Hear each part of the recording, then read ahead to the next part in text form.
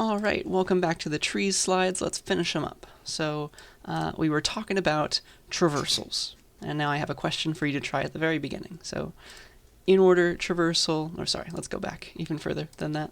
Pre-order traversal, visit the root first, then the children. Post-order is always children first, then the root last. That's what the pre and post means. And like in order means visit the child in the middle of your recursive calls to visit the left and right. Only works in order, only works for left and right. Only works for binary trees. And then breadth first visits everybody in level order with a Q. So bring all those back to your mind, because I have a question for you to try. This is not like a binary search tree or anything, because like D is less than B, but it's a tree. And I'd like you to try each of these things, A, B, C, and D. Give the order in which those vertices of the tree are visited in each of these different kinds of traversals. So here is the root, of course, and then the rest of these should work out. So yeah, give that a try, and then I'll show you my answers. So all right, post order means visit the root last. It's always, you're going to call post order on the root node on the whole tree, which is going to make a recursive call. Post order on the left, then post order on the right, and then visit A. So A is going to be the very last thing we see in this output. Okay, so that's the first thing that I need you to think about. So it's always left, right, root. So left, right, root. So this one, again, it's a call to post order on the subtree. It's going to be left, right, root. So there is no right, so it's going to be D, blank, and then B. All right, so that's the very first output. We're going to see D and then B. And then now we've completed the left call on the full tree. So left, and then we recurse right, post order on the right subtree, which is going to, again, call post order on this smaller subtree. Post order on the left, then the right, then the root. So here's it on the left. And again, it's another subtree, so recursion, you know. Left, right, root. So G, nothing, and E. So we have G and then E printed. And so we were working on this, right? We did the left. Now it's time to do the right, which is just visit the F. And then the root is C. So F, then C. And then finally we did left, we did right. We just have to visit the root at the very end. And so A is going to appear last, just as I promised. So that will be the order for the post order. And hopefully that helps understand pre-order and stuff as well. So that's how I like to think about it. So pre-order, it's always root, left, right, or just root, then your children in some order. But we have a binary tree, and so usually you do left first before the right. And so it's left, root, right, left, excuse me. Pre-order is root, left, right. There we go. Thinking too quickly about the next one, I guess. So you see A, and that's going to appear first. So root, and then recurse left. Pre-order on the left subtree, so it's going to be root, left, right. So B and then D. Nothing on the right. Okay, so that's our first bit. And then we did the root, we did the left. Now it's time to do the right. So we recurse on the right subtree, which is again going to do root, left, right. So C. And then we recurse left, which is another subtree. And so it'll do root, left, right. So we have E and then G. And then I think you can imagine what the recursion is going to do. It's going to unwind itself. And F is the only thing left. So it was like we were here, we did root, left. All that's left is the right, so the F. All right, so that's the pre-order. And let's do in order now. That's going to be left, root, right. So it's left, root, right, as far as recursion goes. So, all right, here we go. And this is going to look weird because it's not a binary search tree. If this were like a binary search tree where everything were in order, it would come out in order, but this is going to look odd to us. So first is left, recurse left. And again, it's in order, so as we wrote way up here, it's going to be left, root, right. Okay? So left, root, right on this subtree now. Left, root, right. Left, root, right. So D, then B. D, then B. Let's see. And then root, left, root, so A. And then right, we do the in order on the right subtree. So what does that entail? We're going to do left, root, right again. So left, then root, then right. So C and F will be last. So now we're here. It's going to be left, root, right. Left, root, right. So G and then E. And then we just did the left. Then we do the root, the C, and then the right, the F. All right? And I believe that is correct, yes. So yeah, that's the order. That's how the recursion works. I hope you're getting some more practice with that now. And then breadth first, we saved it for the end because it's the easiest. It's just going to do everything in level order. It's like going to go in this order, right? Which is beautiful. And I encourage you to draw out the cue, like watch it do this, but we can just read it off. The last one's super easy. It's going to be A, B, C, right? Let me draw a better B. A, B, C, D, E, F, and then G. So that's going to be the order for a breadth first traversal. Okay, I hope that makes a bit of sense now. We're all getting some practice with this. Hopefully you can do this on a test. Wink, wink. All right, so I have another question for you to start it off. I just want to get us some practice with all the stuff we did before. Because this is a lot of recursion, right? A lot of recursive algorithms. Pretty much anything you ever want to do to a tree involves a recursive algorithm. And so most of the things you would ever like to do, the ways you would ever like to process a tree can be broken down into one of these traversals deep down, all right? So that's what I want you to think about right now. So recursive tree algorithms that just do some random thing are essentially a modified some type of traversal, okay? So here is like how to do a post-order traversal. So you're going to do, like, here's the, I guess, the declaration. This is the function itself, and then here's the body. Let me kind of like make that bold and like tab these over. Well, maybe not that much. There. So this is post-order. It's for a generic tree. So no left, no right. It's just, you got a bunch of children. Process your children first, recursively, and then process your own root node. Okay, so that's post-order. Take this code and adapt it to compute the shortest distance from the root to any leaf, all right? So you're going to have to change this post-order function a little bit because it can't just be a void function anymore. It has to, like, return something. It needs to give back the shortest distance from the root, which is the V node, to some leaf. Any leaf in the tree wants to find the shortest one, all right? So here's an example tree, and then I will show you, like, here's the root. And the names don't matter. It's just the shape that matters. So here's my example tree. It looks a bit like, let's do it like this. So here, and then here. So notice that there's a bunch of ways to get down to a leaf. There's a few leaves. Let me use green for that. Like here's a leaf, here's a leaf, here's a leaf. But this right here is the shortest distance from the root to the leaf. It's only 2 hops away, right? Whereas this one would take 3 hops, this one would take 4. We want to notice that the, like, starting here, like, traverse everything. Notice this one. Notice this one and find that it's the smallest, all right? So with that in mind, make a recursive algorithm. It's going to look a lot like a post-order traversal, and have it give back, assuming you call it on the full tree, have it give back the shortest distance from a root to a leaf, all right? That's the goal. So it's going to return an int. It's not going to be a void function, right? Hopefully that makes a little bit of sense, what I'm asking. I will show you my answer after you've tried it. All right, so here is the goal. We're going to call this, like, I don't know, let's call it min dist or something on some node V. And here's the idea. Like, this is a recursive algorithm. We need a base case and a recursive case. It's going to end up looking like post-order, but maybe it helps to just not even think about it like post-order. The idea is, like, we have a tree, and we need to recurse, right? We need to recurse over here. We can make this recursive call to the left. That's a normal thing to want to do. And we can make another recursive call to the right. Let me somehow make it obvious that there are 2 children.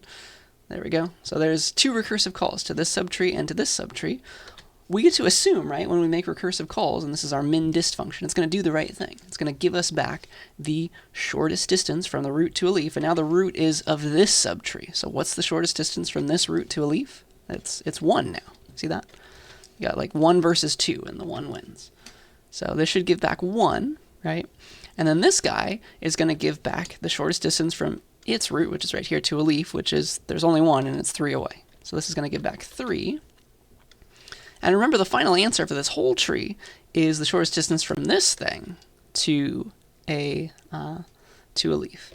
And so the idea is we're going to take these results, which are recursive calls, we get the answers back, and then what do we need to do? Like, the answer is not 1, it's 2, right? It's 2 away. Like this one's not 3 away anymore, but it's 4 away because there's one more node. And so it's always like add 1 to each of these and give back the smallest one. That's the recursive case. Does that make sense?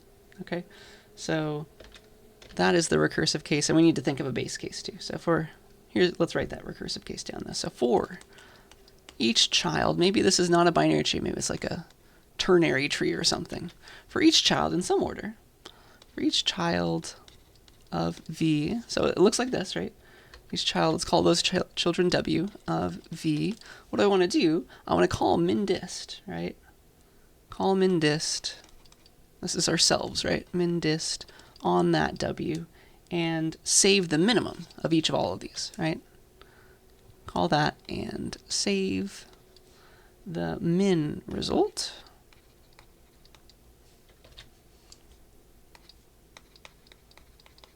This is the recursive case right now. So we're going to call ourselves, give back the min result. So like the 1 versus the 3, that's the 1, save that. And then we add 1 to that min. Return the min plus 1, because we're up another level in the tree right now, right? We're up here. This was our recursive call down here. There's one more node now, one more hop. So that's the recursive case. Do you see how much it resembles post order? And I guess there's a hidden piece of post order, right? It's always, I don't even remember if I set it up here, but if you're null, right, for every child, if there is no child, just do nothing. That was essentially the algorithm that I wrote once upon a time. So if we are like, we're going to make recursive calls, right? We're down here to like, here's the leaf. What do we want to give back, right? Because maybe a leaf is the case that we want to consider as our base case. So like, what should this be giving back so that this can give back 1, right? It's going to go left and then right and then compare. What's the distance from a leaf node to the nearest leaf? How far away is it, right? The shortest distance from the root of this tree, which is itself a leaf. We're considering this node right now. How far away is the leaf? Well, it's just right there. So it's 0 away. See how that's going to be plus 1 to make the 1 as the answer? So that could be our base case. If our V is a leaf node, if V is a leaf, return 0. 0 is the distance from a leaf to the nearest leaf, right? And so that can be our base case. And this can be our recursive case if we haven't returned. All right, so notice that it looks a whole lot like post order, and I guess I should say this. If V is a leaf, just process V or something. I guess that's kind of implied, right? Because this for loop would just do nothing. I think that it still makes sense. This is still a post order kind of traversal. You have to make the recursive call and use that recursive call, right? We have to use that recursive call to build up the final answer of 2, right? Because that's what we want to return up here. I hope that makes some sense. Did you get it? Please yell at me if any of that was too confusing, but that is the way I want you to start thinking about recursive algorithms. And trees are a great example and a way to get better at them. All right, so now it's time for a completely new topic. It's called a spanning tree. So you can make a tree out of a graph. You can make many trees out of many graphs, right, in many different ways.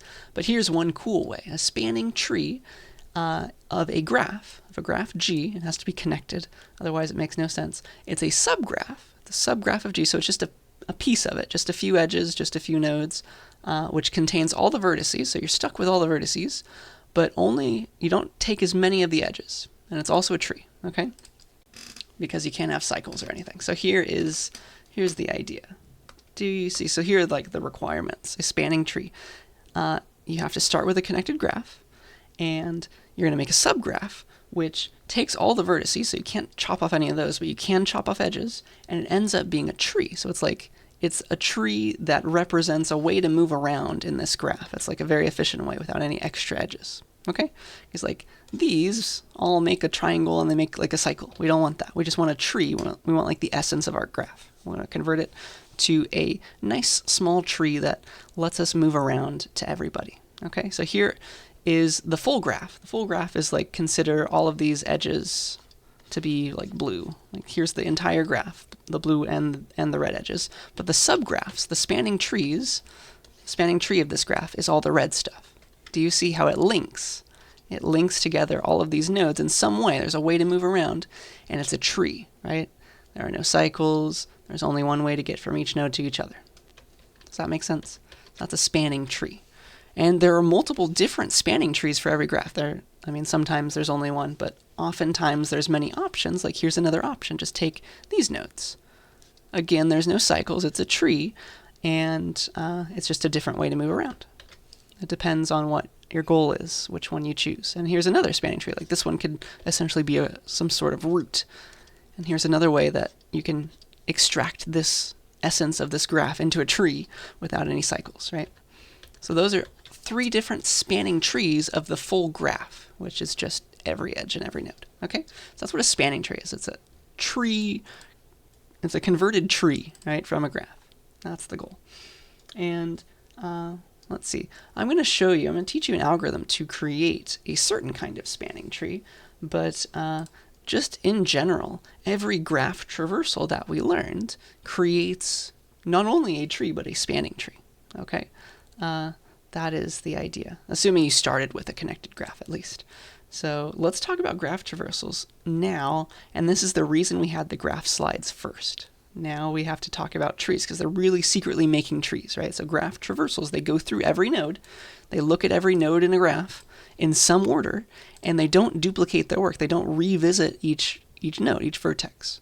So that means they form a tree. It's an efficient way to create a tree out of a graph. Right? So graph traversals, they discover the entire graph by visiting every vertex from some start, and they don't revisit stuff, right? They mark it as done, and so they're really making trees. There's no loops. There's no loops in what's visited, right? So let's go back to the DFS and BFS slides, and we'll talk about what all this means. So here's the graph slides all over again. So graph traversals, they visit everything. Here's DFS. Do you see how we started at A? There are no cycles. All these blue lines, all these blue edges, if you picked only those out, it made a tree, right? It made a tree from this graph. There are no cycles. Isn't that cool?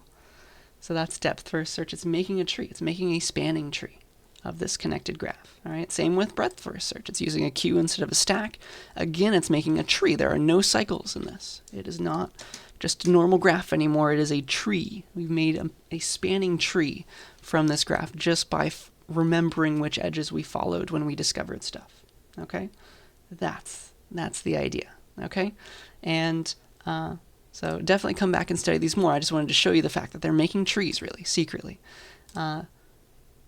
I also want to say that depth first search, remember that to program it, we used a stack, but you could also just as easily have used recursion because the call stack, right? When you make function calls, it creates a stack data structure inside of your computer somewhere in the stack. And so even if you don't want to explicitly make a stack, you can make it implicitly, right, with recursion. And so depth first search could also have been a recursive algorithm. And here is that version. It's essentially the same idea. It's that instead of a stack, though, instead of popping a stack, it's just letting recursion create the stack. All right? It has the same time complexity. It's using that implicit function call stack instead of making a stack diagram. Okay? Or instead of making a stack data structure and using that. Okay, so let me show you this algorithm. It's going to be exactly the same. It's going to work in the same way. It's just that because we're visiting things across function calls, our visited set needs to be a global variable because every call to DFS, because there's going to be multiple calls all stacked on top of each other, right? Because of recursion, every call needs to see the same visited set so that nobody gets revisited. And so that is the real only change. The rest is just use recursion instead of stack. So let me show you this, and let's again, as we like to do, let's do a DFS with the A node as the start, all right? And so here's the goal. The visited set starts out empty, of course, and I'll just draw it like this, visited set, and then instead of just making a normal stack like I drew here, I'll draw the same thing but with a function call stack. It'll be a similar picture, all right? So, all right, what are we doing? So I want to DFS on, let's see, this is my graph G right here, by the way.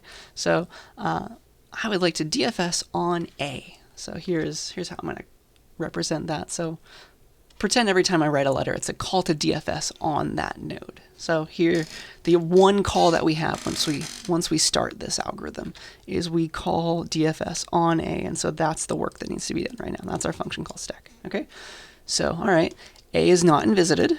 Cool. So let's visit it, mark that it's been visited. It's like the first thing that we saw. And let's see what else. So we need to like put it in the visited set. There we go. And then for every adjacent vertex that is not yet visited, so B, C, and E, all of those guys, we're going to call DFS on each of them, okay? And so it's going to be a bunch of separate calls. The first one is going to be, let's just do it in order. Let's call DFS on B, all right? So A, DFS on A is calling DFS on B. Do you see how the stack is created by recursion now? And so we still have C and E to do. Like, we're stuck right here on the very first call. This is like the call to A on this stack, okay? We're stuck on this line, or we're stuck inside of this loop. We're right now trying to DFS on B, all right? So now we are in DFS on B. B is not in visited. Let's do our processing, add it to the visited set. Cool. And, all right, it's the second thing we saw. And then again, we're going to add every vertex. We're going to recurse on each vertex, calling DFS. And so just going to go as deep as possible, depth first search. So D and F are the two adjacent nodes that we have not yet seen, and so we are going to call DFS on both of those. So like we're going to call DFS on D first, and then once that returns, we're going to call it on F. So inside of the call to B, we're going to call DFS on D now. All right, I hope you see the pattern now. D's not visited, visit it, mark that it's been visited now. Let's see. For every one of its adjacent vertices that are unvisited, there are none, it's just B, right? And B has been visited. We're going to call a DFS, but there's nothing left to do. So the work for D that was visited third is done. And so we pop it off the stack. Its call to DFS returns, right? Now we're back in the call to DFS on B. You see that? And so what were we doing in B? We're visiting every adjacent vertex and calling DFS on it that has not been visited. So we did the D. Now it's time to call DFS on F. So the call to F, DFS on F. And again, now we're up here. We start the function all over again inside of F. F has not been visited. Visit it, mark it as visited. And then for each adjacent vertex, it was the fourth thing that we saw. For each adjacent vertex that we have not yet seen, so we got like this one, which is B, we've seen that, so don't do it again. And then we have this one, E, which is not yet visited. So that's going to be the next one we notice. All right. So F is going to call DFS on E. And so now we have four calls, right, working at the same time to DFS. E is at the top, right? That's the top of the stack. So now we're back up here, and we DFS on E. It's not yet visited, so we visit it. Mark it as visited, and it's the fifth thing that we visited, by the way.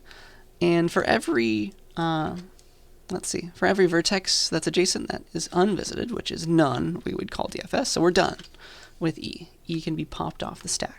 Right? Done working, done visiting stuff through E. So now we're back in F. We're also now done, right? We were trying to recurse on all of its adjacent vertices that are unvisited. We just, well, they're both visited one way or another now. So we're done with that. We're done with recursing on F. Now we're back in B. What was B doing? It was recursing on its adjacent children that were unvisited. It was D and F at the beginning, right? Those were the two that were unvisited. Like A is where we came from. And so everybody's visited now. Again, B is done in this loop. Nothing left. So let me erase this. And now, so B, we're done visiting B as well. We can pop it off the stack. And so what was A doing? Now we're back in the original call to A. A was like, I'm going to visit all of my children in order, in some order, recursively, DFS. So visit the B. All right. I have a C and an E left. Let's visit the C now, right? It needs to go and visit the C, so it's going to call DFS on C. And that is where we're going to find everybody else. All right, so let's watch that happen. So now we're in a DFS call to C, to the C node. You see how the stack is just implicit in the function call stack. C has not been visited. All right, let's visit it and mark it. And then we're going to push. It's the sixth thing that we saw. We're also going to push all of its, or sorry, there's no pushing involved. It's a recursive call now. We're going to make a recursive call to DFS on every node that has been not visited. So here are the two adjacent nodes to C. G is the only one that's unvisited, so that's going to be our recursive call to G. And we're going to plop right in here. G has not been visited, so visit it, mark it as having been visited. And so it'll be the 7th thing that we saw. And then we're going to go to all of its adjacent vertices and recurse. It's just C, and C is where we came from. It's already been marked as visited, so we are done with the DFS call to G. Visited all the nodes through it that we can. Now we're also done visiting everything through C. It was just A and G.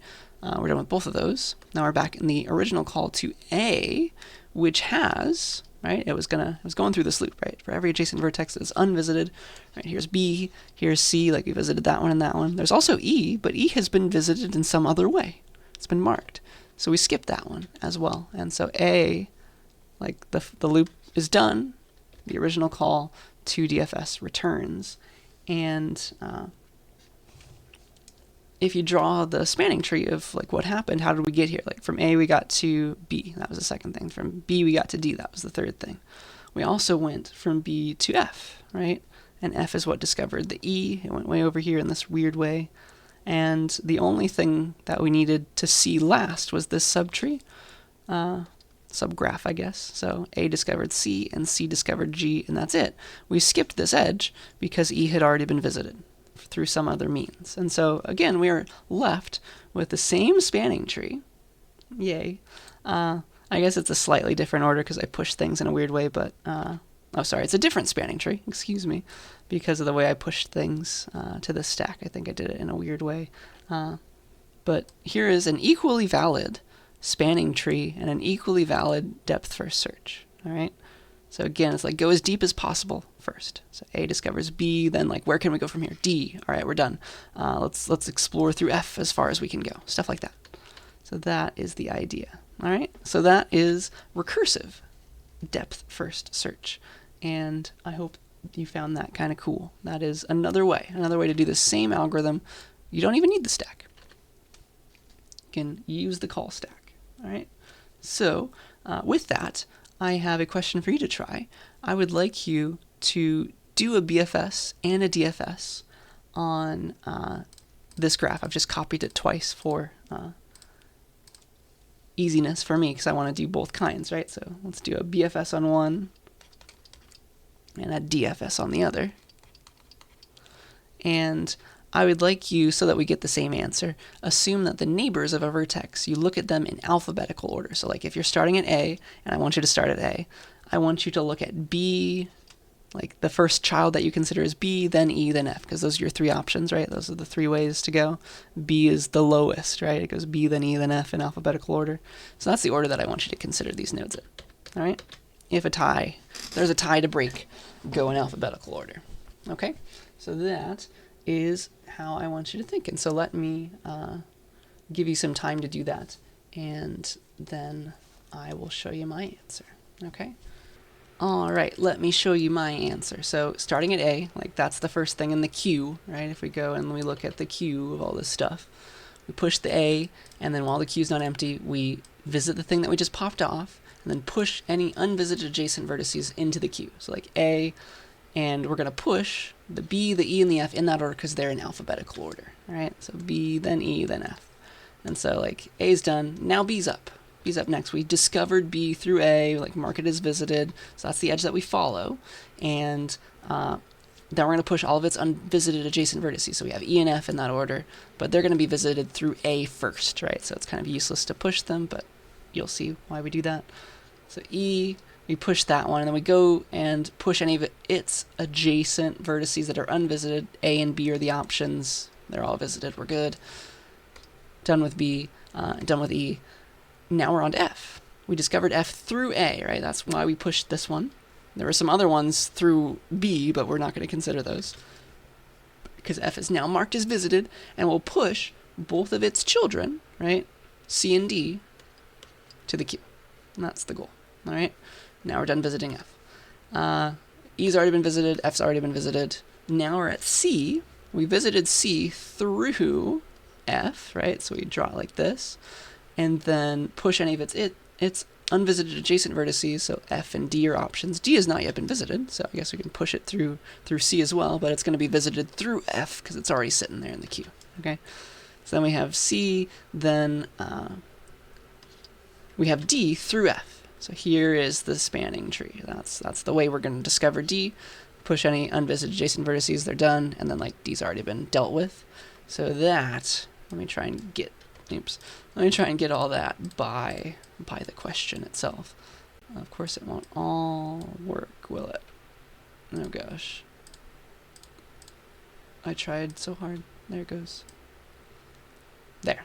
That's kind of what's going to happen, and that's why you're going to see this spanning tree. All right. Hopefully it's bold enough for you to notice. So that's the spanning tree with BFS, breadth first search, and then depth first search. You can think about it either way, through a stack, or just do it recursively. This one's actually easier for me to think about, so I'm just going to blow through this one. It's going to be a bit easier. So A, right? A needs to go as deep as possible. Visit everybody. So like A goes and recurses on B. Like that's the first thing that it notices because B is next in alphabetical order among E and F and B, right? Those are your three options. Let's go to B first. And now it's just like from B's perspective, recursive call, or it's on the top of the stack. It needs to recurse down one of its children. We'll pick the lower in the alphabet one. So recurse on E. Visit as much as we can through E. And there's no need to follow this edge because we already visited A. Okay? That's why I think about it that way. And then like we come back to B, like we pop ourselves off the stack, and like B needs to go and search some more. All right, let's go to F. That's the other thing. It was E and F, so F comes next. And then now we're at F. F's at the top of the stack. It needs to go and traverse as deep as possible, as much as it can. Its options are A, C, and D. A's been visited. So the next one in alphabetical order would be, let's go visit C recursively. All right. So now it's from the perspective of C. Where can we go? It's either D or F. Alphabetical order says D first, and F's already been visited anyway. And so now, like from the perspective of D, where can we go? Nowhere that hasn't already been visited. So it's much easier to draw the DFS spanning tree, I would say. So that's what you end up with. That's DFS versus BFS from A, given this alphabetical order constraint. But you can kind of see, right, how it's like trying to go as deep as possible. It's going to do all that. But A is like, all right, let's go a little ways. Let's go a little bit farther. Don't make any long chains of anything. All right? So that's the main difference, and hopefully with all these examples you're seeing that.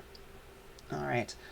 For my final trick, I'd like to show you an algorithm that's really cool. It's a very popular algorithm that you'll see again most likely in an algorithms class one day. But it is how to compute. It's a way to compute what's called minimum spanning tree. And so this is when you have a graph with weights. You have a graph with weights, and you'd like not only just a spanning tree, because you can get one of those with a BFS or a DFS, right? It's a spanning tree whose weight, the sum of all the weights in that tree, right, is no larger than any other spanning tree, because there might be multiple minimum spanning trees that look different, but this is one of them. All right.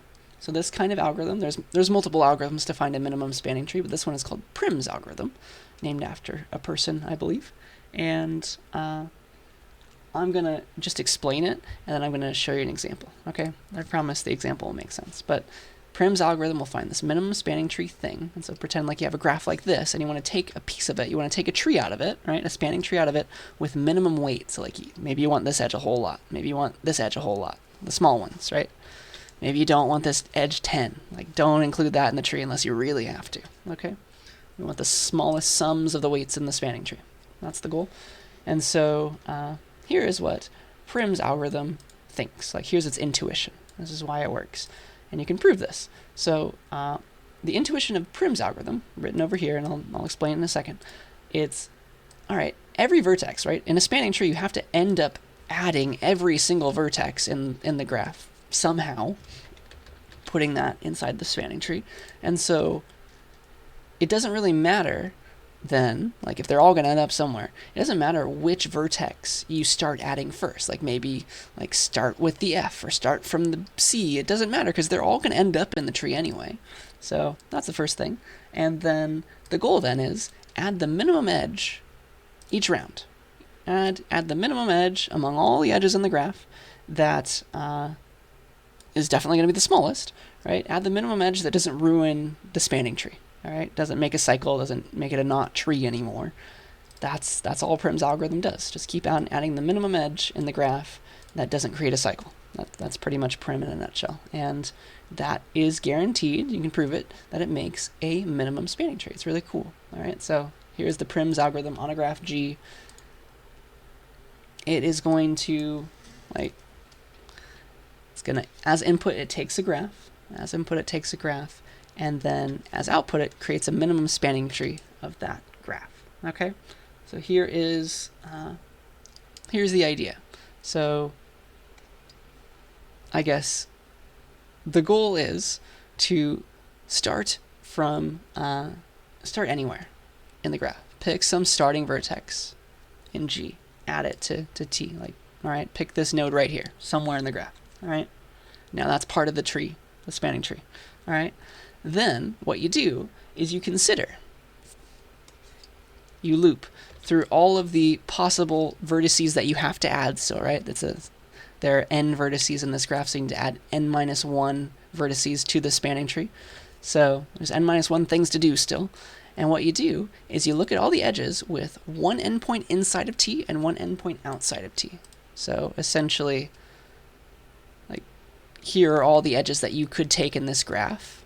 You need to pick one of them, and they all lead to somewhere else. Take the minimum weight among all of these, essentially, and add that into your spanning tree. Like, this is going to be the next place that I go. All right? Add the minimum weight, and now the solid blue is the new minimum spanning tree, partially made. Okay? And so keep on doing that. Keep finding a minimum weight edge in the rest of the graph, right? Leading out of your minimum spanning tree, and then just keep on adding the minimum weight edge there, and now you have one more node inside of the minimum spanning tree. So eventually you're going to hit everybody. Just keep on adding the minimum one that you can, and that's going to be how it ends up. All right, so here's, like, I don't know, maybe here's what your T looks like so far. The goal is always to consider every possible outgoing edge from the sub-minimum spanning tree so far to somewhere else in the graph that you haven't seen yet, to some node that's not yet in the spanning tree. Look at all these dotted ones and pick the minimum. Pick the minimum weight edge and add that one. So, like, this is the new minimum weight edge. And so that's going to be our new spanning tree. So there's always a concept of, like, here are the nodes so far in our minimum spanning tree. I would like to consider every edge that goes from one of these nodes in my sub-minimum spanning tree to somewhere else, like across this frontier, like it's crossing this, crossing this, crossing this. Among all of those edges, pick the minimum one, and that is always going to be your best bet. All right, it's going to lead to a minimum spanning tree. It's not unique, but it's going to give you some answer that is minimum. Okay, so that is what Prim's algorithm does in words and in pseudocode. Honestly, it makes a bit more sense just in a diagram. So let me show you the diagram. All right, so here's the example. Let's use Prim's algorithm to make a minimum spanning tree for this graph, for this weighted graph right here. And let's start at A. That's our arbitrary choice. We're starting at A. And so what we do is we consider every edge out of A, right? From our minimum spanning tree, which is just consisting of A right now, and anywhere that we could go. And you pick the minimum edge, like 0 versus 10 versus 9 versus 11. We're definitely taking the 0, all right? And this is going to eventually lead to a real minimum spanning tree. So, like, we're adding this edge, which brings in this node, and so now this is our spanning tree. All right? And now the goal is, among every edge that has one side inside our tree, one side outside, it's like this one, and this one, and this one, and this one, pick the minimum. So it looks like 8 wins out. So we're going to take this edge, and now we've just added F. Like, this is our way to get to F. This is going to lead to a minimum spanning tree. And so now, like, our options still, it's go from any node in our tree so far to somewhere outside. So, like, this one versus this one versus this one versus this one versus this one versus this one. There's a lot of options now, and we're going to take the minimum. And I think that 2 here is going to be our minimum node from somewhere in the tree to somewhere outside the tree. And so that's how we discover the H. That's going to be inside of our minimum spanning tree. And you can kind of intuitively see how it's going to generate the minimum one, right? And so now you consider, again, every option, like this one versus this one, somewhere inside the tree to outside the tree. And I think the 1 wins out. All right, so this one right here, the 1 wins out, and that's how we discovered G. And now, like, all these edges, like this edge we can't use anymore, because, like, that would make a cycle. It's not a spanning tree anymore. So it's just, you can only consider the edges that are minimum that continued the fact that it's still a tree. Okay, so like there's some small edges now that maybe we can't add anymore. So just the ones from where one edge is inside and one other thing is outside. So like this one to this one is valid to use. This one to this one is still valid to use. All right, but this like 9, no need for it anymore. It creates a cycle. It's no longer a spanning tree. All right, and so I think among all of these, it's the 3 edge that wins out from F to E. And then I think you can kind of see it a little bit better now. I think it's going to be the 5. It's the 5 versus, not really 5 versus the 7, I guess. Those are the 2 smallest ones that don't make cycles. So I believe it's going to be the 5 next. And then, well, 5 won before. The 4 is totally winning now. So from the C to the B is how we complete our minimum spanning tree, because we only need to add every edge. Now we're done with every edge, right? So this is our minimum spanning tree, and if you add up all these weights, it is the minimum possible, and it may be the only minimum possible. I'm not sure. It's not guaranteed that a minimum spanning tree is unique in a graph. There could be multiple, but this is one of them at least. Okay, so that is a minimum spanning tree, and that is Prim's algorithm to do it. All right. So with that, here is a different minimum spanning tree, or here's a different weighted graph. It even has negative edges now. And I would like you to use Prim's algorithm, use my example, use the pseudocode to compute just draw it, the minimum spanning tree for this graph. All right, so start at A again. That's the first node, right? So give that a try. I think I'll do it a little bit faster, so it's like 0.5 versus 3. 0 wins. So we go to E. So that adds E to the minimum spanning tree. All right, what's next? I believe the only negative possibility is this -1, so that's totally where we're going next. That is the next edge in between the frontier of like here and anywhere outside of there. So the G gets added next, and let's see, we got like another -1 maybe. Is that that's the only other negative? Yeah. So I believe we're going to follow that one as well. To I. There are no other negatives along here, so I think we're going to follow this -2. And now we have options. All right, so it's like the 3 versus the 7 versus the 1 versus the 0.7, the 0.5. I believe the 0.5 will win out next. At least in my answer, that's how it's looking. And then, all right, what are our options now? I see any negatives, any small numbers. There's can't like follow this 0.2 because that creates a cycle, right? Let's see, 3 I see, a 1 I see, 1 and 2 and 4. I think it's the 1. Yeah.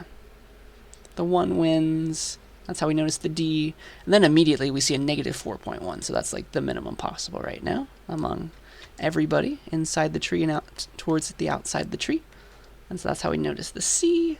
And now we just need to add this node or this node, and I think it's the 3 edge, right, that we're going to follow. This 3 edge that we follow to get to F. And then like the only thing we can add now is this edge, and there's only one way to get there, so we're forced to take the 4.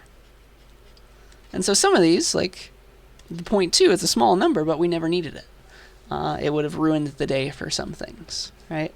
Maybe in a different minimum spanning tree, if you do it a different way, that one is included, but we didn't need it this time, all right? So this is a minimum spanning tree. I'm emphasizing the fact that it's a minimum spanning tree of this graph. There could be multiple, all right? But this is a way to get at one of them, and usually that's all you need, all right? So that's the idea. That is the goal. And just for fun, I have made Prim's algorithm for you in Racket. Like I've taken this and I've translated it to Racket, and I want to show that to you before we go today. Just for fun. So I've made the graph, the exact graph G as an adjacency list. So it's a list of lists of lists of lists, right? So here's like essentially mapping keys to values, more or less. So the start of this A is how do you get from A to other places? It's B with a weight of 0.5, right? So here's like A to B with 0.5 as the weight. You can go from A to C with 3 as the weight. That is this edge. You can go from A to E with 0 as the weight. and those are the 3 ways out of A. And so I've translated this entire graph into this representation, and here is the Prim's algorithm. There's a lot going on here, and so I'll let you study the rest, but here's what Prim's does. I would like to, first of all, compute, right? What I'm trying to output, of course, is a spanning tree. It's T. And a spanning tree consists of a bunch of nodes, a bunch of vertices, and a bunch of edges. And so I'm going to save those separately in code here. It's going to be a set that is mutable, one that I can change. That's what that means in Racket. So here's the vertices of my current minimum spanning tree and the edges of my current minimum spanning tree. At the very end, they're going to be full and have a final full tree to look at, right? The number n, which is included in the algorithm, is just the number of nodes in this graph, and so I can get that by taking the length of this big list. And then what I want to do is, in just some arbitrary way, I need to pick somebody. I'll just take the first vertex that ends up taking A out, right, and adding it to my minimum spanning tree. So I'm going to take the first vertex and add it to my set of vertices in my minimum spanning tree. And then I'm going to do a loop, just the loop that we see here. So from I being 1 to n minus 1, and so it's like a Python-style range loop where you don't consider the last thing. It's from 1 to n minus 1. What do? Well, we print which I it is, just for fun. And then what we need to do is we need to get all of the edges that are between, right, across the boundary, like, all right, all the edges like from somewhere inside of our tree to outside, somewhere inside of our tree to outside, all those possibilities of edges that we could add right now, all right? So that's what my get edges across boundary function does. It goes and finds all the edges across the boundary between our current minimum spanning tree and the rest of the graph. And then what we want to do is take the minimum edge across all of these edges across the boundary. That's the goal, all right? So I've made a special helper function that finds that minimum edge, and at that point, we have a new edge to add, right? That's always we take the minimum one. We are going to add it to our minimum spanning tree, our sub-minimum spanning tree, I guess. So we're going to add that to our edges set, and that also includes a vertex, right? Every time we add an edge, that means like we had a vertex inside, and that edge goes to some vertex outside, and that needs to now be inside of our minimum spanning tree. So we need to add to our edges set as well as our vertices set. So one of these, either the first thing in the edge or the second thing in the edge, is already in our vertices, but this is luckily a set where there are no duplicates. So I'll just add both of them all over again. So like if it was the edge A through E, I'll just add A and E to the vertices set because one of those was the new one. Okay, that's the goal, and that's what the loop does. It just adds a new minimum edge each time. And then the end, the resulting thing is just, let's just give back the edges of the tree, all right? Because you can figure out what the vertices were. Well, just by default, the vertices set has to be everything. So the edges are what we really care about, all right? And so here are the other helper functions, like the edges across the boundary between the entire graph and the vertices inside of the minimum spanning tree. There's a lot going on here, and you can feel free to ask me about it, but it's not that important. And then getting the minimum edge across all of those edges is just a sorting kind of thing, and we'll figure that out, right? But the main function that I wanted you to look at, and hopefully I explained it enough, is the code form of doing exactly what we just did to this graph in code, all right? So that's prim of g. I'm calling it down here, and I'm printing out the answer. Let's take a look. Let's see if I can show it all to you. There's the entire function, and here is me running it. And here it is going. It's like, all right, I'm going to add A through E. I'm going to add E to G, G to I, and honestly, that's probably easier than looking at the answer. So, yeah, we add A through E. That's the first thing, because like we start with A, the minimum is to E. Cool. Then we notice that we can go from E to G with a -1 length edge. That's the next one that we should do, right? From E to G with a -1, and then from G to I with -1. We just keep following this like we did. From I to J with -2, like that's going to be the next one. As we see, A to B with 0.5. There it is. Everything that we did before, it's just doing automatically. D to E with 1. Let's see, because looks like there's only ever one option for the minimum. It's like there's no 1 versus 1 or 0 versus 0. It's always some different value. Then we can go from C to D. of course, that's probably the minimum edge ever. We need that one. And then from F to J, well, we'll take the 3 over the 4, I guess, right now. Definitely over that 11. And then from G to H. That's that 4 edge. And if I just quickly go between each of these slides, it's exactly the same answer, of course, because I guess that the way that we considered everything, I'm pretty sure that this graph only has one minimum spanning tree anyway. But that is the algorithm. Feel free to code this in C++. I would encourage you to do so. It's very helpful. But that is everything that I wanted to talk about in this lecture, and I think I now have taught you everything to talk about your next lab. So let's go to the lab video. I think I put that in between these lectures. So I'm next going to record the lab video, and then we're going to have a new topic. All right, so I'll see you in the lab video.